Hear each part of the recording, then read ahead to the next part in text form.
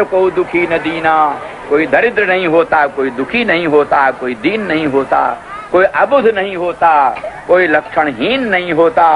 सब नर करहि परस्पर प्रीति, चलहि स्वधर्म निरत श्रुत नीति। सब लोग परस्पर एक दूसरे के पोषक होते हैं, कोई किसी का शोषक नहीं होता।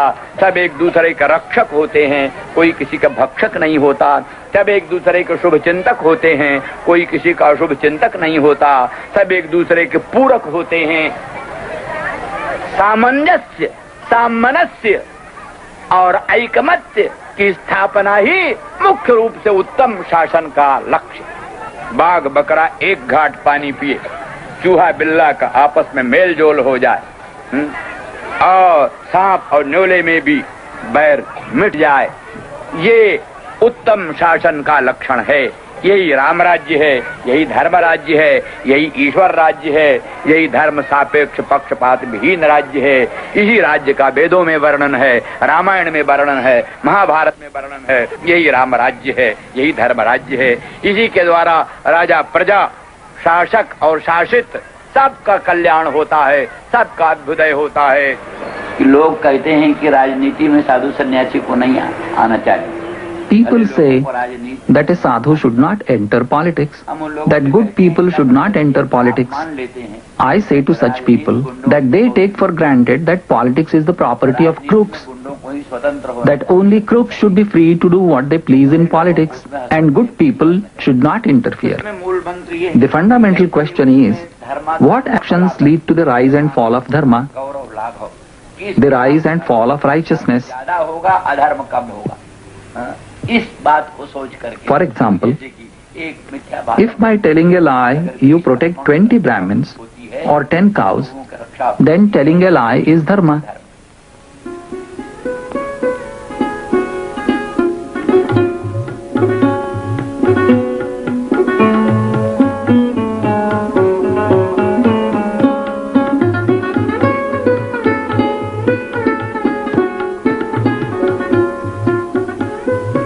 Central India just before state assembly elections on behalf of the Ram Raj Parishad, a political party he founded, Swami Karpatri maintains the ascetic discipline he has practiced for almost 50 years. Although he now travels with a driver and a novice assistant instead of crossing the country on foot, he still rises at 1 in the morning, eats only 1 meal a day, and performs worship 4 times a day.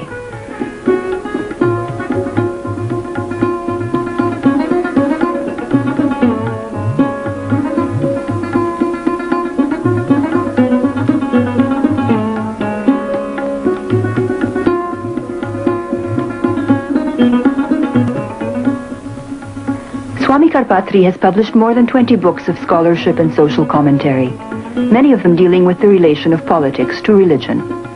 Even while on tour, this work continues. His goal is to restore Ram Raj, the golden age of the epics, when Lord Ram ruled on earth. For many devotees, Swami Karpatri is an incarnation of God. His biography tells that as a boy, he repeatedly ran away from his village home, wanting only to withdraw from the world and devote himself to spiritual endeavors. After years of extreme penance, he received enlightenment, and only then, at the age of 23, did he seek initiation into a monastic order. Swami Karpatri chose to play the role of an activist in the world he had renounced. He entered the political arena impelled by his opposition to the social reforms of Mahatma Gandhi and other leaders of India's independence movement. He himself led movements against the partition of India and later, after independence, against cow slaughter. On both occasions, he was jailed.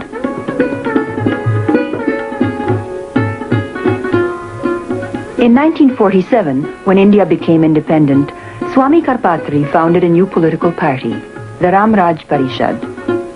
The party won several seats in parliament in the first few national elections. Swami Karpatri did not run for political office, but he arranged the party's slates, negotiated with prospective candidates, and defined issues. Over the years, the party's electoral appeal has nearly vanished, but many of the issues it raised continue to appeal. And these are the issues which Swami Karpatri continues to expound. At religious gatherings across north and central India, he preaches opposition to cow slaughter, communism, family planning, and above all, to the ongoing secularization of Hindu life. He summons his followers to re-establish the traditional Hindu social system. He calls upon them to revive the vanished glory of a society based on a sacred cosmic order. धर्म की अधर्म का प्राणियों में विश्व का गो हत्या गो माता की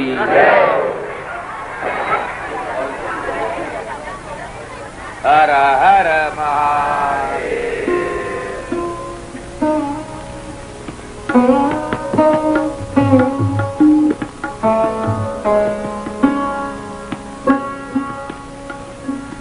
Swami Karpatri is an orthodox Shaivite, but his following cuts across lines of sect, class, and caste, and includes wealthy business people, former princely rulers, peasants, and tribal people.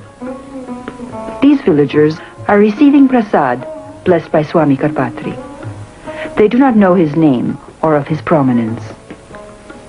They have stopped along the road to watch an unknown sadhu perform his morning worship, to receive his darshan, to be blessed by his presence. And these two people, a tribal man and his mother, have stopped to seek the help of the Swami's sacred power with a personal problem.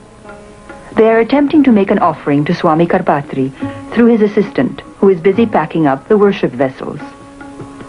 Their hope is that the Swami's spiritual power might cure the man of his epileptic condition.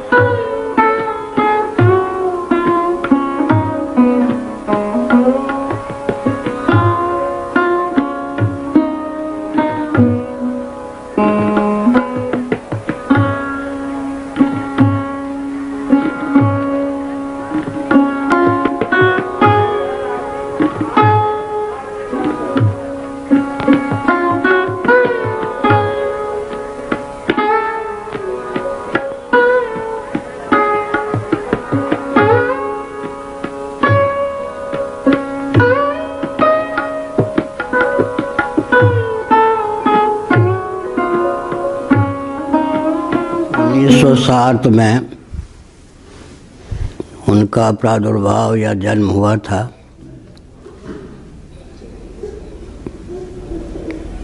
और 1982 में काशी में शरीर पूरा हुआ।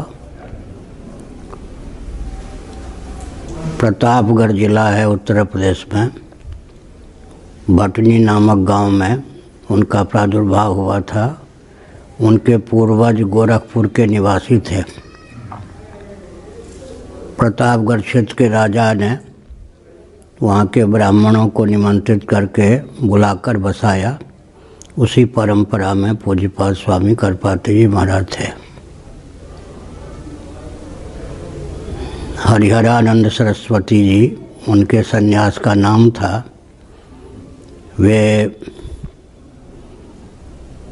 घर छोड़ने के बाद ब्राह्मणों के यहाँ केवल हाथ में भिक्षा लेकर पाते थे, इसलिए उनका नाम करपात्री या करपात्र स्वामी हुआ। ज्योतिष पीठ के कालांतर में जो शंकराचार्य हुए श्री ब्रह्मानंद सरस्वती जी महाराज, उनसे उन्होंने सन्यास की दीक्षा ली थी। और पंजाब के एक दंडी स्वामी थे विश्वेश्वर आश्रम जी, जो 6 दर्शनों के आचार्य थे, और राजराजेश्वर शास्त्री जी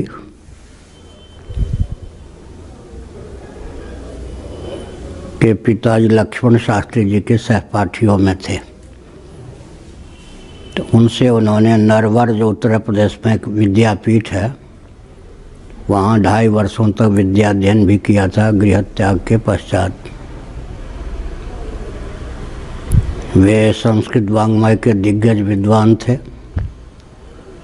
और जो भी वैदिक वाङ्मय है, श्रुति स्मृति पुराण इतिहास निबंध ग्रंथ, सब में उनकी अबाध गति थी। कुशल लेखक, कुशल वक्ता और वेदादि शास्त्रों को पढ़ाने में दक्ष, बहुत उत्तम विधा से शास्त्रार्थ करने में भी दक्ष थे और सनातन धर्म के संरक्षण के लिए संघर्ष करने उनका स्वभाव था। कभी भी उन्होंने समृद्ध व्यक्ति या शासन तंत्र के आगे घुटना नहीं टेका। सिद्धांतनिष्ठ महापुरुष थे। वे एकादशी निर्जल रहते थे। कृष्ण जन्माष्टमी, शिवरात्रि, ये सब जो पर्व हैं, निर्जल व्रत ही रहते थे और रात्रि के 1:30 बजे उठ जाते थे। 10 बजे विश्राम करें तो 12 बजे करें तो रात्रि को 1:30 बजे उठते थे। आध घंटे तक वो ध्यानस्थ रहते थे। उसके बाद स्नान से निवृत्त होकर घूमने चले जाते थे। उसमें वो श्री विद्या से संबद्ध स्तोत्रों का पाठ करते रहते थे। जब वे यात्रा में होते तो कार चलाने वाले केवल ड्राइवर ही होता साथ में, या कभी कोई ब्रह्मचारी। उससे कहते कि 10 किलोमीटर आगे चल के कार खड़ी कर देना, पूजन की तैयारी कर लेना। इस प्रकार वो 10 काशी में अगर एक स्थान पर रहें या वृंदावन में, तो वे 2 बजे से घूमने चले जाते थे। घूमते समय भी वो पाठ करते रहते थे। कुर्सी ले लीजिए आप। और भ्रमण के बाद वे 3 घंटे लगभग पूजन करते थे। फिर मध्याह्न काल में भी स्नान करते थे, पूजन करते थे। फिर सायंकाल में भी स्नान, फिर पार्थिव शिवलिंग का पूजन करते थे। सावन भाद्र महीने में चातुर्मास के दिनों में 9 से 12 बजे तक हम लोगों को पढ़ाते थे। ब्रह्मसूत्र है, शंकर भाष्य, आनंदगिरी टीका सहित, भामती टीका सहित, उपनिषद, गीता, जो पाठ्यक्रम चलता था। इस वर्ष जहाँ तक पढ़ाया, अगले वर्ष उससे आगे ये पढ़ाते थे चातुर्मास के दिनों में। सायंकाल सावन भाद्र महीने में लगभग 1.5 घंटा वे प्रवचन भी करते थे। और एक बार सूर्यास्त के पहले भिक्षा पाते थे। भोग लगाने में लगभग 15 मिनट लगता था। भिक्षा ग्रहण करने में 7 मिनट, 7.5 मिनट। नमक और मीठा बिल्कुल नहीं पाते थे। ये उनका नियम था। सायंकाल स्नान के बाद, पूजन के बाद 2.5 घंटे तक शीर्षासन पर संपुट सहित दुर्गा सप्तशती का पाठ करते थे। अतिरिक्त समय में ग्रंथ लेखन पे हमने संक्षेप में बताया। उन्होंने आदि शंकराचार्य जी ने जो मार्ग प्रशस्त किया, उसका पूर्ण रूप से अनुगमन किया। वह यह किया कि वैदिक वाङ्मय को समृद्ध किया, लुप्त ज्ञान विज्ञान को प्रकट किया और आज समाज आदि के द्वारा, बौद्ध आदि के द्वारा जो विकृत ज्ञान विज्ञान कर दिए गए थे, उनका शोधन भी किया। संस्कृत में ग्रंथ लिखा उन्होंने, हिंदी में भी लिखा। 2 भाषा में ग्रंथ लिखते थे। परमार्थ सार नामक एक ग्रंथ है। एक ही ग्रंथ ऐसा है जिसका उन्होंने हिंदी में अनुवाद किया। या तो हिंदी में उनके ग्रंथ हैं या संस्कृत में अनुवाद किसी ग्रंथ का हिंदी में किया हो, केवल वो परमार्थ सार नामक ग्रंथ है। शेषनाग जी का उपदेश है। ये हमने संक्षिप्त जीवन चरित बताया। उन्होंने धर्म संघ की स्थापना की, फिर रामराज परिषद की स्थापना की ताकि लोकतांत्रिक युग में राजनीति दिशाहीन न हो। धर्म संघ के मंच पर स्वतंत्रता के पहले आजकल जिसको भूटान कहते हैं, नेपाल कहते हैं, लंका कहते हैं, श्रीलंका, वर्मा और भारत और बांग्लादेश, इतने देशों के महामहोपाध्याय होते थे। श्रृंगेरी शंकराचार्य के प्रतिनिधि होते थे, बाकी सब शंकराचार्य धर्म संघ के मंच पर होते थे। तो सनातनियों को एक मंच पर लाने का, और वैष्णवाचार्य, वल्लभाचार्य जी, रामानुजाचार्य जी, रामानंदाचार्य जी, निम्बारकाचार्य जी, ये सब भी धर्म संघ के मंच पर होते थे।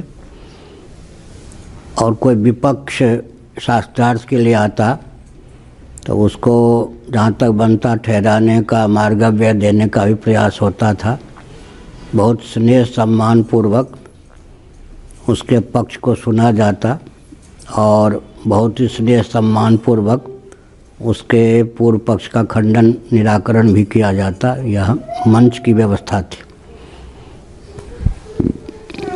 इतना मैंने बताया।